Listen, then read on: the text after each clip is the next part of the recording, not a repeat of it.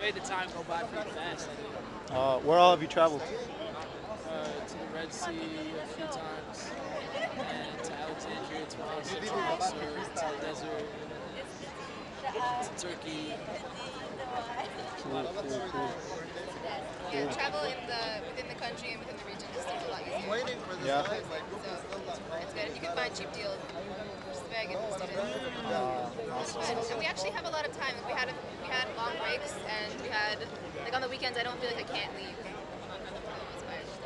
So that's really good. So when you had field trips, Oh yeah, and I had field trips as well for classes. My Islamic art class went on field trips. Where'd you go for that? Went to different mosques around the area, to Islamic Cairo, Cairo. Very cool. What about like, was there a lot of poverty there? Islamic Cairo? I mean, the mosques we went to either were used very often by people or not used at all, so you wouldn't see a lot of people around the area at all. But yeah, some of them were definitely poor areas. Wow. Compared to the U.S., do you think that like you've learned from that, or like you've experienced something? I mean, I live in D.C., so I see a lot of poverty, but I also live in like, downtown D.C. where I don't see it. And here you see it everywhere, at least in some way or another. You see it like outside your door, like a kid coming up to you trying to sell something to you in the streets anywhere in Cairo. You don't have to go to a particular area to see it, but it hits you a little bit harder like that. Yeah. Did you feel like sorry for them at first, or? I mean, I'm generally a empathetic person, so I already have that. But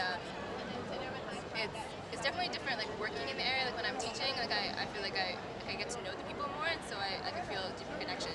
Like while on the streets, like sometimes you just walk by and you don't have change with you, or you don't think about it, and so you just walk by, and I actually feel bad about it. But like I also feel like I can't give to everyone. I don't know like how I can actually help them. But hopefully not everyone's like that, because then no one ever gets any help. So. Yeah. Where do you teach? I teach English to mainly Sudanese refugees. Well, I'm done now, but it was a program offered at AUC. It's an organization called STAR, Student Action for Refugees. It's actually organized under the Forced Migration Refugee Studies program here. And I would just go every weekend and teach a 3-hour English class to some like pretty young people, like in their 20s. So it's really fun. It's a good experience. Cool. Did you learn Arabic also while teaching? Yeah, well, I tried to enforce an all-English class, all English all the time, because I think that's the best way to learn. But it was hard because I know some Arabic, and so when you try to, if they're Sudanese, they know Arabic, and it's good to fall back on. But That's cool. they taught me a few things. Yeah. So Theo, did you take any Arabic?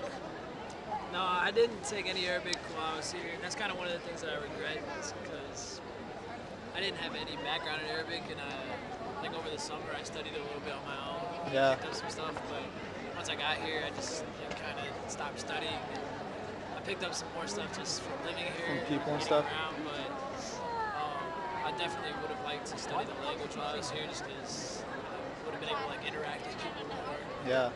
Um, What are some things you've learned, like in Arabic, some words? The most important one.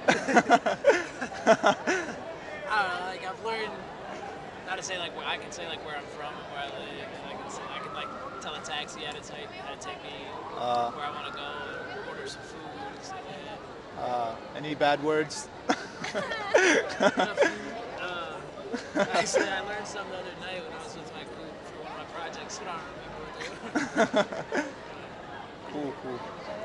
I try not to cuss people out too much, so I don't need the bad words. All right, awesome.